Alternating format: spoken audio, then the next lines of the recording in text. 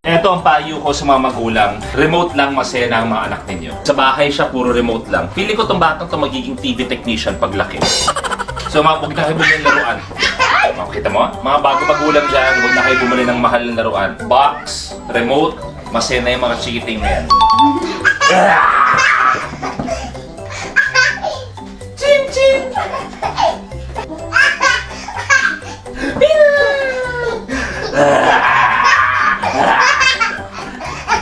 In a world where flashy toys and gadgets seem to be the norm for children, TV host and actor Luis Manzano's recent advice on not buying expensive toys for kids has caught the attention of many parents. Manzano, who is a father himself, shared his thoughts on how a simple TV remote control can provide endless entertainment for kids, just like his daughter baby Rosie. Luis Manzano advises parents not to splurge on expensive toys for kids, highlighting that a simple TV remote control can be just as entertaining for a child as it was for baby Rosie. This perspective emphasizes the importance of fostering creativity and imagination in children, showing that fun and joy can be found in the simplest of objects. By encouraging kids to explore and play with everyday items, parents can promote resourcefulness and a sense of wonder in their children. Manzano's advice highlights the importance of fostering a child's imagination and creativity, rather than relying on expensive toys to keep them entertained. As baby Rosie demonstrates, a TV remote control can become a spaceship, a magic wand, or even a musical instrument in the hands of a child with a vivid imagination. Another benefit of following Manzano's advice is the opportunity for parents to bond with their children through simple, imaginative play. By engaging in activities that require creativity and interaction, parents can create lasting memories with their kids and strengthen their relationship without the need for expensive toys or gadgets. Eto ang payo ko sa mga magulang. Remote lang masaya na ang mga anak ninyo. Sa bahay siya, puro remote lang. Pili ko tong batang to magiging TV technician paglaki. So huwag na kayo bumili ng laruan. Makita mo? Mga bago magulang dyan, huwag na kayo bumili ng mahal na laruan. Box, remote, masaya na yung mga chikiting na yan. Chim chim!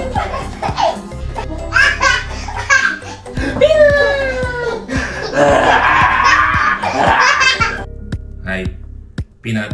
Good morning. Excuse me, can I see your pa-cute face? Ay, Jesus! Ay, Jesus! Hi! Excuse me, Peanut. Pa-cute face. Ay, Jesus! Papa. Papi! Papi! Diyan kayo? Walang joke. Walang patawa, walang joke. Makain lang talaga ako. Wala to. Diyan pa kayo? parang timang-timang to. Wala nga. Wala akong patawa ngayon, promise. Kumakain lang ako. Tapos baka trabaho bukas. Walang joke to.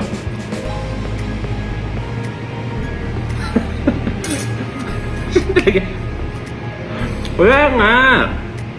Ang sarap ng kain ko dito eh. Ang kukulitin niya. Wala talaga to. Wala na, kain na kayo. Kaya kayo.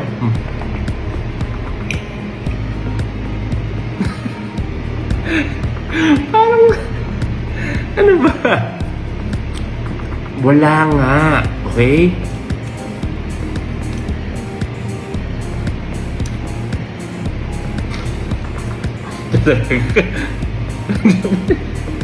Wala nga to. Makakailang tao eh. O di ako nagpapatawa.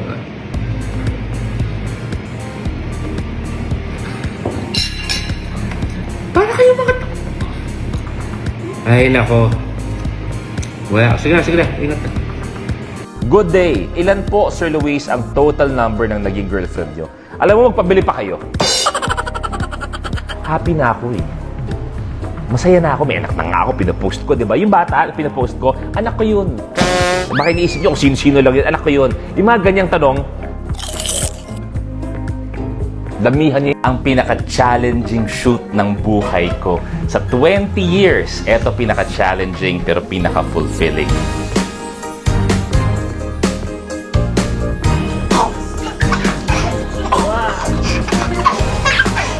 Ay.